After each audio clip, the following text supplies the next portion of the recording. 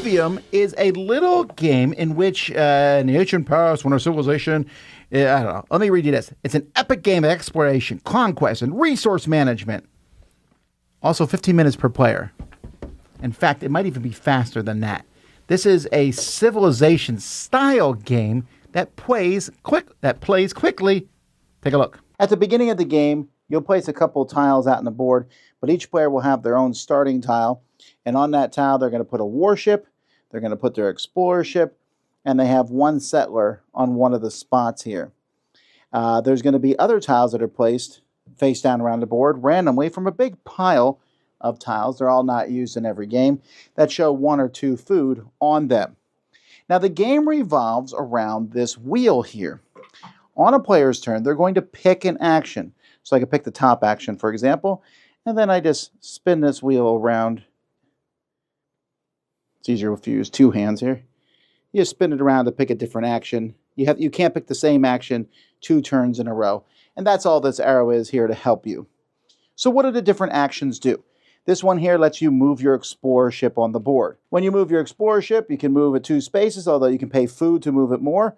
When you stop in an area you're going to explore, you'll take one of your cubes off your board and put it in these spots, getting your reward. Money is always pretty handy because money is how you win the game, whoever has the most at the end. Although putting a tent there allows me to drop one of my people on the board there where I can get more resources. As you explore more and more islands, you will get more and more money. Once you explore all of them, you can see the last one gives you 5 coins. If you want to explore one of these face down ones, you simply need to pay the food that's on the back of it. So let's say I pay 2 to go here, and you can see these islands have a lot of different things.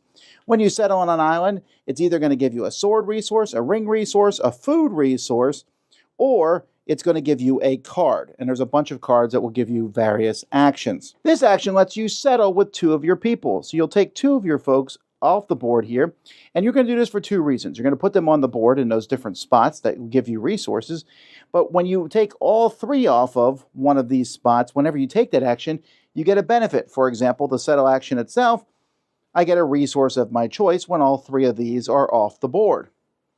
This one here is going to let me produce resources, that's this action here, where each of my people are. So depending on where they are, they're going to produce resources of the type that they're at. You pick one spot on the board, and these do not produce cards for you only when you first go there. And sometimes the card is 3 resources, or lets you remove a cube, or just worth some money, things like that. And then the final action lets you move your warship around the board. Now, your warship is going to go mess with other players' explorer ships, and you can have a fight with other warships if you want to. To have a fight, you're simply going to compare your military power. When you take this action, you can pay 2 swords to increase your military strength. And you can also turn in 2 rings for 3 money. This is the main and only use, really, for the rings. But when you fight someone else, you're both going to hold swords in your hand secretly and add them to your military strength. Whoever has higher power wins. You chase the opponent away. You also have the opportunity sometimes to fight monsters with your military strength, which will give you rewards. Sometimes mega rewards, but you need 7 strength there, so that's a lot of swords and or strength. When you defeat somebody else, their ship just goes back to their starting island, and you will get money equal to how strong their ship is of the one that you defeated. And you also get money equal to your ship if you have this cleared, and this just gives you money when you take this action. So that's it. You're going to take these 4 actions back and forth. At the beginning of the game, there's going to be a select number of resources of the rings and the swords that are here. And this matters a lot, and you also have a food in another jar. There's going to be a certain number of resources per number of players. When you spend resources, those resources go to discard thing. When one of these runs out, that triggers the end of the game, and then whoever has the most gold is the winner. So there are 2 of these short games out there already. We already have Tiny Epic Kingdoms and 8-Minute Empire. Diluvium kind of fits in those. If you ever played either of those, it fits in that same category. And it's really a fast, fun little game.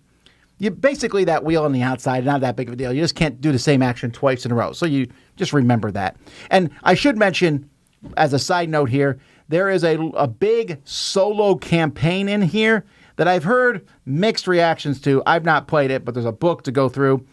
It's fun to play against other people. It's quick. It's fun. Combat is not that hurtful. It does send your people off of islands, so you're not getting maybe so much resources. They'll go back home. They might even come back on your board, and you'll have to throw them off again. But it doesn't feel tremendously hurtful, and there's no reason to go around attacking someone else, except, hey, if they get more powerful, you get more money that way. And then if you upgrade your attack ship and you get money and they get money, and then the monsters are out there because they're going to just give you points for that. But just picking the actions, getting your people on the board, making the actions better, exploring, it's so simple. There's only 4 different actions. You can pick something, get a bunch of rings and turn them in for victory points. Get these cards, go for the cards, which will give you all sorts of bonuses.